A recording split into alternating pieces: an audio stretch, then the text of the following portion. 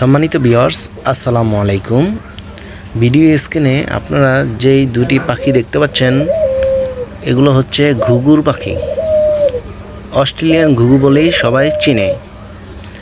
এই ঘুঘুগুলি সদ্য একটি ডিম দিয়ে বাচ্চা ফুটিয়েছে। বাচ্চাটা আমি শিকারি করব, যার কারণে আলাদা করেছি।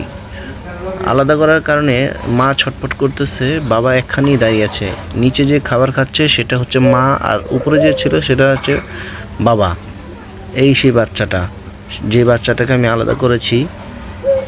দোয়া করবেন তাকে যাতে আমি নিজ হাতে খাইয়ে পিজনের মতো বড় করে শিকারি করতে পারি। এটা আমার প্রথম অভিজ্ঞতা।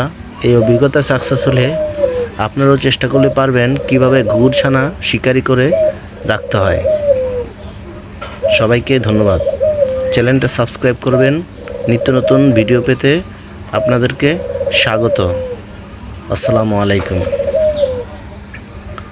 সম্মানিত দর্শক,